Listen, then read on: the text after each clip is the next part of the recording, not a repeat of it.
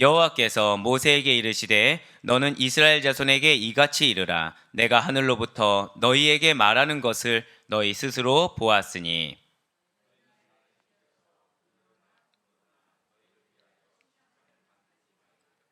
내게 토단을 쌓고 그 위에 내 양과 소로 내 번제와 화목제를 드리라. 내가 내 이름을 기념하게 하는 모든 곳에서 내게 임하여 복을 주리라.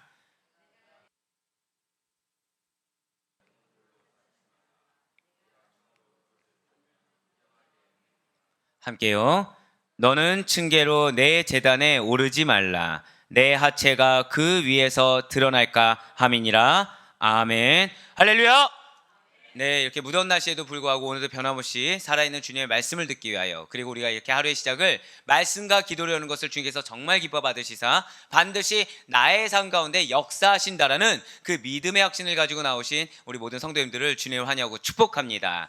예, 특별히 요 근래 들어서 여러분들을 위해서 더 뜨겁게 감사하는 마음으로 기도하고 있는 한 주간이 지금 되고 있습니다. 왜 감사하고 있겠습니까? 여러분들이 사실 환경이 녹록지가 않아요. 정말로 힘든 상황 가운데 그럼에도 불구하고 피곤하고 육신이 괴로운 가운데서도 이렇게 주를 향한 사모하는 열정으로 나오신 것을 주님께서 정말 기쁘게 받으신다라는 것에 대해서 저는 굳건히 확신하고 있습니다. 아멘.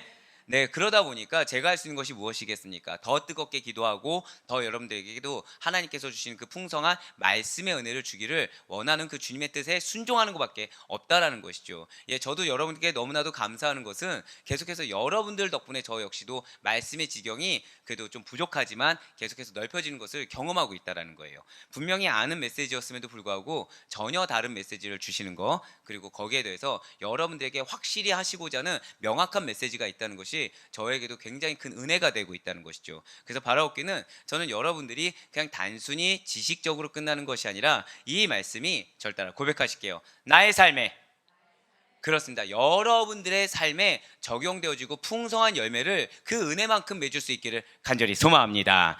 예, 그렇습니다. 우리는 이 시간에 그래서 주님께서 허락하신 출애굽기를 통해서 은혜 받는 귀한 시간을 가지고 있습니다. 자, 지금 이스라엘 백성들은 지겨울 정도로 아마 물어보게 될 것 같은데요. 40년 광야 시대 가운데 몇 단계를 지금 거치고 있습니까? 5단계 중에서 2단계를 지금 거치고 있습니다. 2단계는 어떤 시기라고 말씀을 드렸나요? 시내산 기착 시기. 자, 여기가 최종 선택지가 아니죠. 최종 종착지가 아닙니다. 시내산 중간 정착 시기, 체류 시기에 지금 머무르고 있다라는 거예요. 그리고 하나님께서는 드디어 모세에게 십계명을 내려 주셨습니다. 그렇게 모세가 하나님께로부터 십계명을 받을 때 산 아래에서 기다리고 있는 백성들은 어떠한 모습이었나요? 두렵고 떨며 이렇게 기다리고 있는 모습, 굉장히 두려워하는 모습, 하나님을 경외하는 모습으로 가만히 잠잠히 기다리고 있었다는 것이죠. 왜냐하면 이 부분이 좀 중요하다고 어제 말씀을 드렸습니다. 율법을 선포하시는 현장에서 최고의 위엄을 가지고 하나님께서 친히 임재하셨기 때문이라는 거예요. 자, 하나님께서 친히 임재하신 장소가 어느 타임이었다고요? 율법을 선포했을 때, 말씀을 내려주신 그 시기 때 하나님께서 최고의 위엄을 가지고 친히 임재하셨다는 것입니다. 이렇게 하나님의 위엄에 찬 임재는 무슨 의지를 담고 있다고 말씀을 드렸습니까? 율법에 대한 하나님의 강력한 의지, 여러분과 저를 향한 말씀에 대한 하나님의 강력한 의지를 담고 있었다는 거예요. 그 의지를 이스라엘 백성들이 느꼈기 때문에 두려워하며 떨 수밖에 없었다는 것이죠. 사랑하는 여러분들, 여러분들을 사랑하시기 때문에 주님께서 말씀을 허락하여 주셨습니다. 믿으십니까? 그 말씀을 허락하여 주셨다고 우리가 아멘으로 받을 때, 이 말씀에 무엇이 있다고요? 자, 한번 더 절 따라 고백하실게요. 하나님의 의지. 그렇습니다. 그거를 기억하셔야 된다는 거예요. 하나님이 나에게 말씀을 주셨을 때 하나님이 의지를 담고 주셨다. 무슨 의지입니까? 여러분들을 통해서 그 말씀을 반드시 실제화시키겠다, 그 말씀을 통해서 역사하시겠다라는 그 의지가 담겨 있다는 것이죠. 사랑하는 여러분들, 여러분들에게 각각의 가정마다 다르게 상반기 대신방 때 2번에 걸쳐서 말씀 허락하여 주셨습니다. 믿으십니까? 그러면 그 말씀을, 자, 나는 정말 다 외우고 있다, 한번 손 들어 보실까요? 예, 다 겸손하신 걸로. 예, 지금 손 드신 분도 있고 안 드신 분도 있지만 저는 공통적으로 다 드셨다고 믿고 있습니다. 그럼 그 말씀이 여러분들의 가정을 향한 하나님의 무엇이 담겨 있다고요? 의지가 담겨 있다는 거예요. 의지가. 더불어서 지금 하반기에도 말씀이 있다고 말씀을 드렸습니다. 벌써 9월 달부터 시작하게 되는데 그 말씀 역시도 무엇을 담고 있는 것일까요? 여러분들 향한 의지를 담고 있다는 거예요. 회개의 메시지가 되었든 위로의 메시지가 되었든 칭찬의 메시지가 되었든 질책의 메시지가 되었든 그 모두 다 공통되게 하나님께서 여러분들 가정을 향한 의지가 담겨 있다. 그렇기 때문에 이 말씀이 우리 가정 가운데 그리고 이 말씀이 나에게 허락된 것에 정말로 감사하며 또 한편으로는 두려워하면서 그 말씀을 받아들여 새길 수 있는 여러분과 제가 되길 간절히 소망합니다. 최소한 하나님께서 자, 내가 너에게 준 말씀을 기억하느냐라는 질문에 우리는 당연하게 응답할 수 있을 정도는 돼야 된다라는 거예요. 이 말씀이 무엇입니까? 최소한 암송하고 마음에 새길 수는 있어야 된다라는 것이죠. 자, 그렇습니다. 지금 이스라엘 백성들이 그래서 두려워하며 떨었다는 거예요. 하나님이 율법을 내리셨는데 하나님의 강력한 그 의지를 담고 있어서 그 크나 크신 위엄을 갖고 현현하셨기 때문에 그래서 두려워하며 떨 수밖에 없었다라는 것이죠. 그러한 이스라엘 백성들 앞에서 이제 오늘 하나님께서는 십계명에 이어서 모세에게 명령을 내리셨다는 거예요. 자, 그것은 다름 아니라 하나님을 신상으로 만들지 말라, 우상으로 만들지 말라는 명령과 더불어서 무슨 어떤 거에 관련된 명령이냐면 하나님께 제사 지낼, 저 따라 고백하실까요? 제단에 관한 규례입니다. 자, 이제 여러분들은 알고 계세요. 하나님이 그냥 이렇게 주신 말씀이 아니라 이것이 굉장히 중요한 의미를 담겼다고 알고 계십니다. 자, 십계명 다음에 주신 말씀이 지금 무엇입니까? 우상시하지 마라. 하나님을 우상으로 만들지 말라라는 것과 더불어서 그 다음이 무엇이에요? 제단에 관한 규례라는 것이죠. 자, 이러한 본문의 명령은 겉으로 보기에는 간단한 것처럼 보여질 수 있습니다. 그냥 뭐 당연한 거 아니야? 라고 마치 이렇게 콜럼버스의 달걀처럼 그렇게 느껴질 수도 있을 거예요. 하지만 실은 굉장히 중요한 의미를 지금 담고 있다는 거예요. 특히 제사를 통해서 속죄와 구원을 성취하는 이 제단에 관한 규례가 하나님의 백성인 이스라엘이 지켜야 할 구체적인 율법인 십계명에 이어서 나오고 있다는 것이죠. 자, 십계명이 내려진 다음에 주어진 말씀이 무엇이라고요? 제단에 관한 규례라는 거예요. 성전에 관한 규례라는 것이죠. 이것이 굉장히 중요한 의미를 담고 있다는 것입니다. 이것은 하나님께서 주시는 모든 율법의 목적이 하나님과의 관계 회복을 통한 구원에 초점을 맞추고 있다는 사실인 것입니다. 자, 제단에서 무엇을 합니까? 제사를 통해서 속죄와 구원을 성취했다는 거예요. 자, 제단에서 무엇을 했다고요? 제사를 통해서 속죄와 구원을 구약에서는 성취했다는 것이죠. 자, 제가 반복해서 말씀드린 것은 중요하다고 말씀드렸습니다. 자, 이스라엘 백성들이 구약에서 결국 그들의 속죄를 어디서 했습니까? 제단에서 했어요. 그들의 구원에 대한 확신이 어디 있었어요? 제단에서 했습니다. 자, 십계명 율법이 내려진 다음에 그 다음에 내려진 규례가 무엇입니까? 제단에 대한 규례라는 것이죠. 즉 하나님께서 주신 모든 율법의 목적이 무엇이라고요? 하나님과 관계 회복을 통해서 무엇에 초점을 맞추고 있다? 절 따라 고백하실게요. 구원. 이게 중요하다라는 거예요. 이게 오늘날 주의 몸된 성전인 교회에서 무엇에 초점을 맞춰야 되는 것입니까? 하나님과의 관계 회복이 우선시 되는 것입니다. 하나님과의 관계 회복을 통해서 다른 것을 보는 것이 아니라 무엇을 바라봐야 된다고요? 오직 구원이라는 거죠. 오직 구원인 것입니다. 여러분들에게 대한 다시 한 번 더 구원의 본질을 되새겨야 되고 여러분들의 마음 가운데 구원의 확신이 반드시 자리 잡아야 되며 여러분들의 초점이 구원 외에 다른 것으로는 돌아가지 않을 수 있도록 다른 것에 미혹되지 않을 수 있도록 구원의 포커싱을 맞춰주는 것이 교회인 것입니다. 그것이 성전이라는 거예요. 굉장히 중요한 거죠. 자, 하나님께서 율법을 주신 목적이 무엇이라고 말씀드렸습니까? 반드시 외우시길 바라요. 저 따라 고백하실게요. 하나님과의 관계 회복을 통한 구원을 이루기 위해서 이걸 기억하셔야 돼요. 우리에게 말씀을 주신 이유가 무엇이라고요?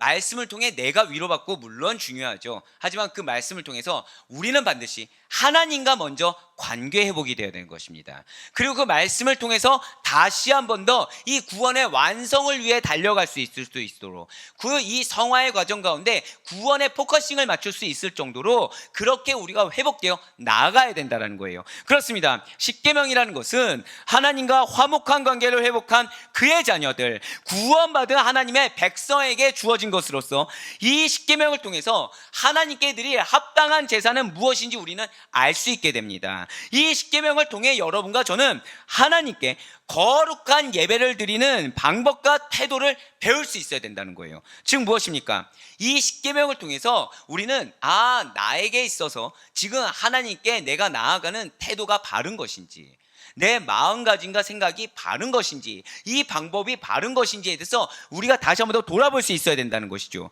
만약에 이 십계명이 하나님의 백성들의 어떠한 삶과 행위에 영향을 주지 못하고 형식적인 조문이나 율법, 타인을 정죄하는 잣대 내지는 십계명 자체를 받은 그 사실에 대해서 자부심으로 그친다고 한다면 그것은 바리새인이나 율법주의자들의 행태와 비슷하다고밖에 볼 수가 없다라는 것이죠. 그렇습니다. 반드시 기억하셔야 돼요. 이성과 지식에 갇힌 십계명은 아무런 소용이 없습니다. 이성과 지식의 가치, 말씀이라는 것은 아무런 소용이 없다는 거예요. 십계명의 법정신은 구원받은 이스라엘이 하나님을 잘 섬기고 하나님께 영광 올려드리는 그 삶에 그대로 녹아두고 투영되어야 된다는 것이죠. 여러분들에게 허락된 그 말씀이라는 것은 구원받은 우리 백성들이 하나님을 잘 섬기고 하나님께 영광 올려드리는 우리의 삶 가운데 그 말씀이 잘 녹아들어야 되고 말씀이 그대로 우리의 삶을 통해서 드러날 수 있어야 된다는 거예요. 그래서 우리의 삶의 모습을 통해서 누구만이 드러나야 되는 것입니까? 말씀이 누구입니까? 예수 그리스도가 아닙니까? 예수 그리스도가 드러나야 된다는 것이죠. 정말 저분을 보니까 저게 정말 믿는 사람이구나, 이런 정도의 말이 나올 수가 있어야 된다는 거예요. 그것이 내가 사람을 의식해서 나올 수 있는 것이 결코 아닙니다. 우리가 말씀에 담긴 그 하나님의 뜻을 분별한다고 한다면, 이 말씀에 하나님의 그 마음을, 우리가 말씀에 담긴 하나님의 마음을 받아들여서 이것이 우리에게 실제가 된다고 한다면 우리의 삶이 변화된다는 거예요. 우리의 인격이 변화되고 우리의 행위가 변화될 수밖에 없다는 것이죠. 왜요? 여러분과 저는 믿음으로 말미암아 구원받은 주의 백성인 줄 믿으시길 바랍니다. 이전과 다른 삶이라는 거예요.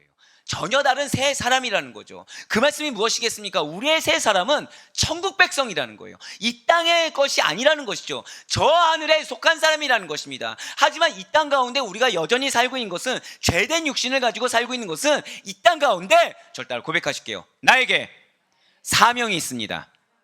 바로 그겁니다. 사명이 있기 때문이라는 거예요. 십계명은 우리가 갈라디아서 강에서 다룬 율법의 기능과 같이 마치 율법이 예수 그리스도께서 오시기 전에 초등교사로서의 그 몽학 선생으로서의 제한적이고 한시적인 기능을 한 것 같이 십계명은 동일하게 당시의 구원의 도구가 된다는 사실을 기억하시길 바랍니다. 그럼 먼저 22절 말씀 보시길 바라요. 여호와께서 모세에게 이르시되 너는 이스라엘 자손에게 이같이 이르라. 내가 하늘로부터 너희에게 말하는 것을 너희 스스로 보았으니. 아멘. 자, 지금 여호와 하나님께서는 모세에게 말씀하신 내용을 이스라엘 백성들에게 그대로 전하라고 명령하셨어요. 즉 모세가 해야 할 일은 하나님의 말씀을 가감없이 전하는 일입니다. 이 지금 하나님의 백성이 어떠한 상태이기 때문에 하나님이 말씀하셨는데 이 말씀을 받아들일 것 같으니까 그냥 말하고, 이 사람은 아직 마음이 어려우니까 못 받아들일 거라서 말하지 않는, 이런 식의 자신의 판단이 필요하지 않는다는 거예요. 그냥 그대로 전하면 된다라는 것이죠. 모세에게 지금 주어진 의무는 이스라엘 백성에게 하나님께서 명하신 그대로, 하나님께서 뜻하신 바 그대로 전하는 일이라는 것이죠. 그런데 여러분들이 사실은 이 22절 말씀만큼은 좀 별표를 치시면 좋을 것 같아요. 굉장히 중요한 구절입니다. 여기서 아주 중요한 말씀이 이 22절 후반절에 나온다는 것이죠. 무슨 말씀이냐면, 내가 하늘로부터 너희에게 말하는 것을 너희 스스로 보았으니. 아멘. 이 말씀이 왜 중요하냐면요, 지금 이 말씀에서 강조하는 것은 하나님께서 말씀하신 내용이 아닙니다. 말씀하신 모습이라는 거예요. 자, 내가 하늘로부터 너희에게 말하는 것을 너희가 들었다라고 하지 않았습니다. 지금 뭐라고 나와 있나요? 너희 스스로 보았다고 하고 있어요. 자, 지금 이스라엘 백성들이 하나님 앞에 섰습니까? 아니죠. 모세를 통해 들었습니다. 그런데 지금 뭐라고 하나님 말씀하고 계세요? 너희 스스로 보았으니 라고 말씀하고 계세요. 하나님께서는 왜 이스라엘 백성들에게 당신이 분명히 접근금지 명령을 내리셨는데, 그러니까 당신을 만나지 못하게 하셨는데, 보지 못하게 하셨는데, 왜 지금 이스라엘 백성들에게 자신이 이스라엘 백성들에게 향해 말씀하고 계셨던 모습을 너희들은 이미 보았다라고 이야기하시는 것입니까? 그것은 이스라엘 백성들이 하나님을 절 따라 고백하실게요. 인격적으로 받아들였습니다. 바로 그겁니다.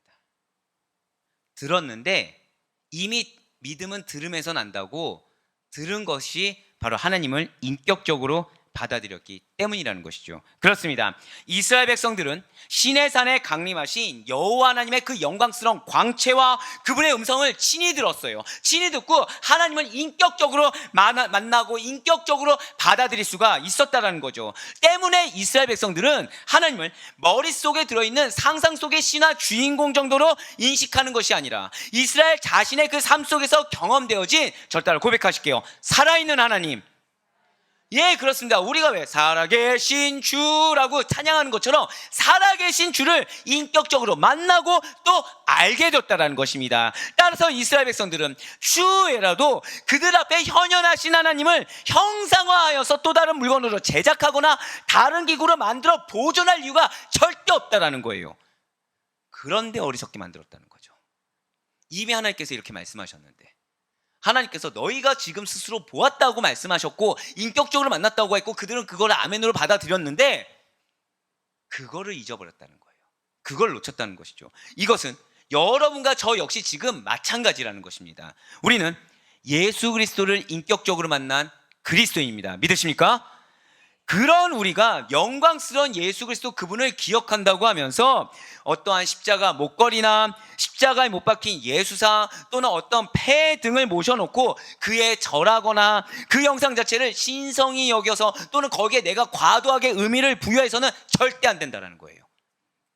그래서 하나님께서는 오늘 본문 23절 말씀을 통해서 하나님의 실존을 형상화하고자 하는 인간의 그릇된 욕망을 제발 절제해라, 그것을 없애야 된다라고 말씀하고 계시다는 거죠. 23절 말씀을 한번 같이 보도록 하겠습니다. 너희는 나를 비겨서 은으로나 금으로나 너희를 위하여 신상을 만들지 말고. 아멘. 진실로 하나님은 영이십니다. 믿으십니까? 그렇기 때문에 하나님과 비슷하게 은이나 금으로 신상을 만들려는 시도를 해서는 안 된다라는 거예요. 분명 하나님께서는 인간과 같은 육체를 갖고 있지 않으신 분이십니다. 그분은 당신이 지으신 어떠한 피조세계 그 무엇으로도 표현할 수가 없는 분이라는 거예요. 그렇기 때문에 하나님과 흡사한 것이라고 해서 어떻게든 형상화하려는 시도를 해서는 안 된다라는 거죠. 절대 안 된다라는 것입니다. 우리가 하나님을 형상으로 표현한다는 발상 자체가 억측인 것이고, 우리가 어떠한 십자가 상이나 또는 폐 이런 거에 의미를 부여한다는 것 자체가 사실을 알게 모르게 우리의 옛성품, 우리가 무언가에 의지하려는, 다른 것에 의지해서 의미를 부여해서 거기에 마음의 위로를 잡으려는 인간의 악한 습성이라는 것이죠. 예, 맞아요. 진실로 하나님께서는 무소부지하신 분이십니다. 온 세상에 편지하신 분이세요. 어디에나 계신 분이시라는 거죠. 지금 이 순간 여러분과 함께 계시는 분이시고 우리가 어디에 가든지 여러분과 친히 동행하시는 분이십니다. 그렇기 때문에 죄인인 인간의 그 좁은 상상력 안에서, 나의 어떠한 감정 안에서 감히 하나님의 신적 속성과 그분의 능력을 담을 수 없다는 사실을 반드시 기억하시길 바랍니다. 우리가 그거와 그러한 것에 내 마음의 위안을 삼으려는 것 자체가 사실은 죄라는 거예요. 왜 제가 여러분들한테, 왜 아시는 분은 아시겠지만 저는 숙제를 많이 내드리지 않습니까? 그래서 우리가 신방했을 때 여러분들에게 어떤 책이나 또는 여러분들의 신방 내용을 담은 말씀을 드려요. 왜 그 이상의 다른 걸 하지 않을까요? 이유는 왜냐면 그거를 드린 거는 말씀을 기억하라고 드립니다. 아시죠? 말씀을 암송하셔야 됩니다. 볼 때마다 말씀을 기억하시라고, 그 말씀을 기억하라고 드리는 거지, 이 액자 하나가 여러분들에게 의미가 된다는 건 아니에요. 그 책 한 권이 여러분들의 의미가 되는 것은 아닙니다. 책에 있는 내용이 마음에 새겨지지 않잖아요. 이건 그냥 장식품입니다. 그냥 종이 쪼가리에 불과해요. 액자에 있는 텍스트가 여러분들의 마음에 새겨져서 그 말씀으로 삶의 실천이 되지 않잖아요. 이건 그냥 쓰레기입니다. 죄송하지만. 얼마든지 다른 거 해드릴 수가 있죠. 근데 왜 하지 않을까요? 우리가 연약하기 때문이에요. 자꾸 그런 것들이 하나둘 쌓이면은 그게 내 의가 되거든요. 아, 나 이렇게 했더니 이런 걸 받았어. 아니에요. 우리에게 필요한 거는 오직 말씀에 없다는 사실을 반드시 기억하시길 바랍니다. 하나님이 그걸 말씀하신 거예요. 하나님이 그거를 지금 강조해서 말씀하고 계신 것입니다. 하지만 당시의 이스라엘 백성들 주변 국가에서는 그렇지 않았다는 거예요. 신상을 만든 일이 비일비재했다는 것이죠. 신상을 왜 만들었을까요? 인간 기준이기 때문에 인간의 마음에 작은 위로를 주려고 신상, 우상을 만들었다는 거예요. 애굽이나 가나안에서는 은이나 금을 가지고 무수한 신상을 만들어냈습니다. 물론 은이나 금이 중요하고 비싼 재료이기도 해요. 하지만 세상 사람들에게는 은이나 금이 값진 것에 해당할 수 있겠지만 이 세상에서 가치가 있다는 그 무엇도 위험 중에 임하시어 말씀하고 계신 하나님의 가치에는 비할 데 없고 하찮으며 허무한 것에 불과하다는 사실을 반드시 기억하시길 바랍니다. 그래서 예수님께서 예루살렘에 입성했을 때 이 성전을 강도의 소굴로 만들었다고 뒤엎으신 것이 아니겠습니까? 왜요? 거기서 뭐 했나요? 하나님이 거하시는 성전인데 무수히 많은 거래하는 것들, 마음을 대체할 만한 것들 허다하지 않았습니까? 근데 유대인들이 하나님 안 믿었나요? 믿었다고 하면서 구약에서도 예수님 오신 당시에서도 그 습성을 버리지 못했다는 거예요. 저는 바라옵기는 우리 사랑하는 아데포이교회 모든 성도들이 오직 말씀에만 의지를 두실 수 있길 간절히 소망합니다. 다른 어떠한 거에 의의를 부여하지 마시고 여러분들의 삶을 통해 역사한 하나님의 말씀의 증거가 여러분들의 마음의 위로가 될 수 있길 간절히 소망합니다. 우리에겐 다른 것은 헛되요. 다른 것은 그 순간뿐입니다. 하지만 말씀은 풀은 마를 수 있겠지만 말씀만큼은 영영하다는 사실을 반드시 기억하시길 바랍니다. 그 사실을 기억하시면서 24절 말씀 보시길 바라요. 너무나도 중요한 말씀이죠. 내게 토단을 쌓고 그 위에 내 양과 소로 내 번제와 화목제를 드리라. 내가 내 이름을 기념하게 하는 모든 곳에서 내게 임하여 복을 주리라. 아멘. 지금 하나님이 무엇을 쌓으라고 말씀하시나요? 토단이에요. 토단이에요. 지금 하나님께서는 이스라엘 백성들에게 일견 굉장히 초라해 보이는 토단, 즉 흙으로 만든 제단 위에 양과 소로 번제와 화목제를 드리라고 말씀하고 계시다는 거죠. 어떠한 금속이나 금, 은, 화려해 보이는 거, 석재와 같은 단단한 재료가 아니라 쉽게 쌓고 쉽게 허물어질 흙으로 제단을 지금 만들라고 말씀하셨다는 거예요. 대체 그 이유가 무엇이겠습니까? 그것은 가증스러운 우상의 제단과는 구별되기 위함이라는 거죠. 제단 자체가 우상시 되어서는 안 된다라는 거예요. 사실은 우리 성전을 하는데 많은 조언을 들었습니다. 많은 조언을 들었어요. 화려하게 뭐 이렇게 하는 얘기들을 진짜 많이 들었습니다. 뭐가 있나요? 없어요. 우리의 성전을 보시면 이 장로님하고 제가 앉을 자리, 마이크 스피커, 요거 끝. 다른 게 필요가 없어요. 다른 게. 여기에 엄청 치장들을 많이 하십니다. 다 필요 없어요. 지금 뭐라고 말씀하시나요? 제단 자체가 우상시 되어서는 안 된다. 절기 때 NO. 우리가 궁극적으로 관심을 갖고 섬겨야 할 대상은 하나님 한 분밖에 없고, 내가 그 하나님 한 분께 감사한 마음을 표현하고 싶다고 한다면 여러분들이 먼저 은혜를 받으시면 되는 것입니다. 그래서 여러분들이 신앙이 성장하고 여러분들의 삶이 변화돼서 그 삶을 통해 하나님의 기뻐하심이 증거되는 거, 이거면 된다라는 거예요. 다른 게 우상이 아닙니다. 이것을 알고 지금 하나님이 정하신 방법대로 합당한 예배를 드리는 자들에게 축복이 임하고 거기에 충만한 은혜를 베풀어 주시는 것입니다. 인간의 뜻대로 생각대로 인간의 어떤 마음대로 무엇을 더 쌓고 무엇을 더 치장해서 복이 내려지는 것이 아니에요. 하나님께서 정하신 대로 하나님께서 말씀하신 대로 하는 것이 은혜가 임하는 정답인 것입니다. 그렇다고 해서 토단이라고 했으니까 이렇게 흙으로 쌓으라는 얘기인가? 그게 아니라 아까 말씀드렸죠. 가증스러운 우상의 제단과 당시의 우상의 제단과 구별되게 하기 위한 것이지, 뭐 그렇다고 이 말을 직설적으로 해서 우리가 흙으로 쌓자 이런 얘기가 아닙니다. 다른 게 중요하지가 않다라는 거예요. 기본이면 되는 것입니다. 기본이면 되는 것이고 정성이면 되는 거예요. 25절에서도 그래서 하나님께서는 장식된 제단을 만들지 말라고 아예 대놓고 말씀하세요. 그래서 제단 자체가 신성시화되는 것을 금하고 계시다는 것이죠. 25절 말씀입니다. 내가 내게 돌로 제단을 쌓거든 다듬은 돌로 쌓지 말라. 내가 정으로 그것을 쪼면 부정하게 함이니라. 그렇습니다. 지금 무슨 말씀인지 아시죠? 정으로 쫀다는 거 장식하려는 겁니다. 그게 부정하게 만드는 거라는 거예요. 돌로 제단을 쌓거든 그냥 있는 돌 그대로 왜냐 광야니까 그걸로 쌓을 것이지 그걸 막 장식해서 쌓으려고 생각하지 말라는 거예요. 그렇습니다. 우리의 예배라는 것은 하나님께서 정하신 방법대로 그분의 뜻만을 받들어서 합당한 예배, 하나님께 합당한 예배를 드려야 함을 믿으시길 바랍니다. 사람의 눈에 보기 좋은 게 아니에요. 사람의 이런 어떤 그 마음에 흡족하게가 아닙니다. 사람의 어떤 니즈에 맞춰서 예배를 드리는 것이 아니에요. 하나님의 마음에 합당하게 하나님의 마음에 시원하게 할 수 있는 그러한 예배가 우리에게 합당한 예배라는 사실을 반드시 믿으시길 바랍니다. 우리는 하나님 자체를 존귀하게 여겨야 돼요. 그분의 거룩을 손상시키지 않도록 항상 주의해야 된다는 것이죠. 내가 내 기준에 많이 이렇게 들여서 되는 것이 아니라는 것입니다. 오늘날 교회를 운영함에 있어서도 마찬가지라는 것이죠.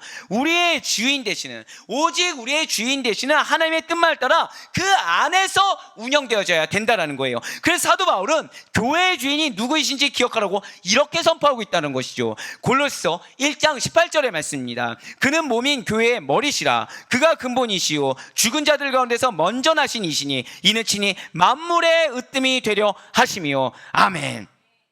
진실로 우리 아델포이 교회는 교회의 머리 대신 예수 그리스도만을 따르는 자들입니다. 믿으십니까? 때문에 우리 교회 안에서 무엇을 하든지 먼저 하나님의 뜻을 모두 다 같이 헤아리고 그 말씀에 다 같이 순종하여서 하나님께서 명하신 대로 하여 하나님께서 충성된 종이다라고 칭찬받을 수 있는 여러분과 제가 될 수 있길 간절히 소망합니다. 저희 딸이 실수로 하나를 잘못 기록을 했어요. 뭐라고 기록했냐면 근데 그게 저한테 굉장히 은혜가 되더라고요. 왜냐하면 아델포이라고 써야 되는데 아델하고서 포기교회라고 쓴 거예요. 순간 제가 무슨 생각이 들었냐면 자기를 포기하라는 뜻이구나. 우리 교회는 나를 포기하는 교회구나. 대신에 하나님이 임하시는 교회구나. 제가 그렇게 받아들였어요. 억측이라고 하실 수도 있습니다. 모 눈엔 뭐만 보인다고 제 눈엔 그게 보이는 거예요. 제가 여러분들 드리고 싶은 말씀이 바로 그겁니다. 나를 포기하잖아요. 하나님이 기뻐하시는 줄 믿으시길 바랍니다. 제가 얼마나 욕심 많은 존재인지 이 자리에 서보고서 제가 알았어요.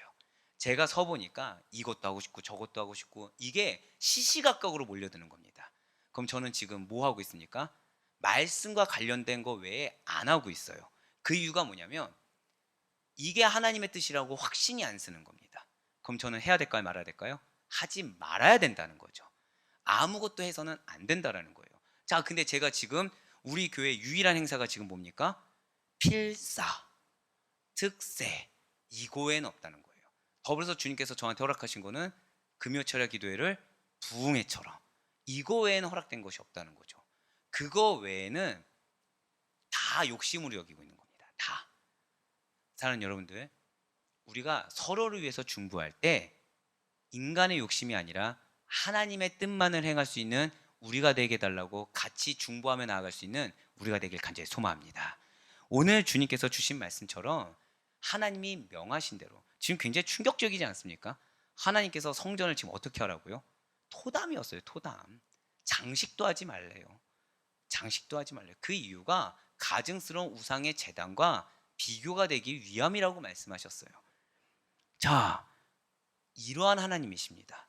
이러한 하나님, 그 말씀대로만 따를 수 있는 우리 모두가 될 수 있길 간절히 소망합니다. 이제 마지막으로 26절 말씀 한번 보시길 바래요.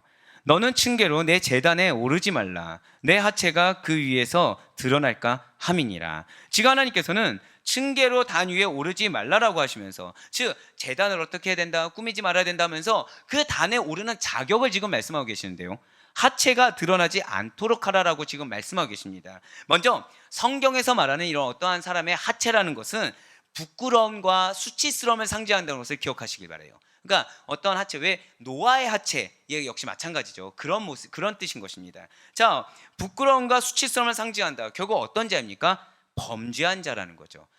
이것은 범죄한 자는 하나님 앞에 나올 수 없음을 말씀하고 계시다는 거예요. 그러므로 여러분과 제가 진정으로 하나님을 만나고 그리고 그분께서 예비하신 그 축복을 얻길 원한다고 한다면 먼저 우리 자신이 죄로부터 멀어져야 된다는 것입니다. 범죄한 상태로는 하나님 앞에 설 수가 없다라는 거예요. 한번 말씀드린 적이 있을 것입니다. 제가 이 단에 설 때 항상 서기 전과 서고 나서 동일하게 기도드린 것이 있어요. 무슨 기도일까요? 회개라는 거예요. 제가 차마 기억하지 못하는 부분, 제가 여기 있을 자격이 없는 자이오나 하나님 당신의 강권하심에서 서게 되었사오니 혹시 제가 성전을 더럽힐 만한 죄가 있다고 한다면 지금 이 순간 용서해달라고 구하고 합니다. 자, 내려와서 여러분들 안수한 다음에 이 자리에 서서 이 자리에 앉아서 기도하는 것이 무엇이겠습니까? 역시 회개입니다. 혹시 제가 이 거룩한 단에서 당신의 영광을 가린 것이 있다고 한다면 용서해달라고 기도한다는 거죠. 왜요? 바로 이거예요. 죄인으로 있어서는 안 됩니다. 우리가 여전히 죄악 속에 머무르고 죄와 함께 살아간다고 한다면 우리가 아무리 많은 예배를 드리고 아무리 많은 기도를 하며 아무리 많은 말씀을 본다고 해도 하나님께서는 여러분과 저를 외면하시고 축복하시지 않으실 거라는 거예요. 그래서 주님께서는 오늘 새벽 우리가 이 말씀을 기억하면서 뜨겁게 기도하기를 바라고 계시다는 거죠. 이사야 59장 2절의 말씀입니다. 이사야 59장 2절의 말씀, 약간 쓴소리긴 하지만 우리 다 같이 한 목소리 읽도록 하시겠습니다. 시작. 오직 너희 죄악이 너희와 너희 하나님 사이를 갈라놓았고 너희 죄가 그의 얼굴을 가리어서 너희에게서 듣지 않으시게 함이니라. 아멘. 거꾸로 얘기하면 우리가 죄악이 없잖아요. 그러면 하나님과 우리 사이를 갈라놓을 것이 전혀 없다는 것입니다. 그리고 우리의 죄가 없다고 한다면 하나님의 얼굴을 가려울 것이 없기 때문에 우리가 하나님이 말씀하신 것을 오롯이 다 들을 수 있다는 거예요. 하나님께서 우리가 말씀하신 것 역시도 오롯이 다 들으시고 계시다라는 것이죠. 할렐루야. 그래서 진실로 하나님께서 여러분들에게 주길 원하시는 것은 자유함이라는 거예요. 죄로부터 자유함을 얻길 원하시고 이 삶 가운데 속박되는 것에서 참된 자유함을 누리길 원하신다는 거죠. 그래서 우리에게 오직 회개함으로 말미암아 자유함을 얻을 수 있도록 우리의 모든 죄악이 도말하여져서 정결한 가운데 자유함을 얻길 원하시는 하나님의 음성을 들으며 나아갈 수 있는 우리가 되길 간절히 소망합니다. 죄악 속에 머물려고 하고 있고 죄를 버리지 않으려고 하는 자들은 하나님과 친밀한 관계에서 점점 더 멀어진다는 거예요. 죄가 무엇이겠습니까? 다른 것이 아니에요. 지금 이 앞에 성전과 그 제단에 대해서 지금 하나님께서 이야기하셨습니다. 그 가운데 하나님 말씀하신 것이 무엇이나요? 말씀보다 앞서지 말라는 거예요. 너희가 나를 더 사랑한다고 해서 더 하고 싶다고 해서 더 하지 말라는 거예요. 말씀보다 앞서가는 것이 죄입니다. 하나님보다 앞서 행하는 것이 죄입니다. 하나님을 임의로 판단해서 내가 멋대로 하나님을 이렇게 하는 거, 그것이 죄인 거예요. 그러지 말라는 거예요. 값없이 주시는 우리 주님의 은혜 안에 그분만이 주실 수 있는 그 말씀과 그리고 죄 씻김을 입고 당당히 하나님께 나아가 간구할 수 있는 여러분과 제가 되길 간절히 소망합니다. 지금 우리는 기도할 때 무엇에 매여 있어야 됩니까? 말씀에 매여 있어야 돼요. 기도할 때 나의 어떠한 기도 제목이 있다고 하더라도 그 이전에 먼저 말씀에 매여서 말씀이 주시는 감격 가운데 거할 수 있는 여러분과 제가 되길 간절히 소망합니다. 그 감격 가운데 영적으로 분별해야 된다는 거죠. 정말로 하나님이 나에게 바라시는 것이 무엇인지, 정말로 하나님이 나의 이 간구 제목 가운데 이 간구 제목이 하나님의 사명 가운데 어떻게 이루어지는지 그것에 대해서 분별하며 구하며 우리는 나아갈 수가 있어야 된다는 거예요. 사랑하는 우리 아대포의 교회 모든 성도 여러분들, 우리는 매일의 기도 시간 가운데 마치 이스라엘 백성들이 현현하신 하나님을 보며 그분의 음성을 들은 것처럼 살아계신 하나님을 인격적으로 만날 수 있다는 사실을 반드시 기억하시길 바랍니다. 아니, 이미 만나고 계심을 믿으시길 바라요. 왜요? 여러분들 상에서 말씀을 이미 허락하여 주고 계십니다. 믿으십니까? 말씀이 무엇이죠? 하나님이세요. 하나님이 여러분들을 사랑하사 늘 항상 만나주고 계시다는 거예요. 지금 이 순간에도 여러분과 저로 하여금 다른 것에 가치를 두거나 의미를 제발 부여하지 말고 오직 말씀에만 가치를 두라고 지금 말씀하고 계십니다. 더불어 하나님께서 정하신 대로, 하나님께서 말씀하신 그대로 하나님께서 주신 그 뜻 안에서 살고 운영하라라고 지금 말씀하고 계시다라는 것이죠. 그러한 주님께서 우리가 실제 그렇게 살아갔을 때 우리에게 참된 자유함을 주기를 원하신다라는 거예요. 그러니 바로 권합기는 늘 항상 여러분과 저의 곁에 계시며 절대 우리를 버리지 아니하시는 주님을 늘 항상 인격적으로 만날 수 있길 간절히 소망합니다. 주신 그 말씀을 늘 항상 하나도 놓치지 마시고 마음에 새기시는 가운데 온전히 순종하여서 믿는 성도로서의 본질을 놓치지 않는 그 가운데 하나님께서 주신 그 말씀대로 행하는 자에게 허락하시는 그 영적 풍성함으로 말미암아 주님 한 분만을 경외함으로 나아가 착하고 충성된 종이라고 인격적으로 만나면서 칭찬받으며 나아갈 수 있는 우리 모두의 삶이 될 수 있기를 주님의 이름으로 간절히 축원합니다.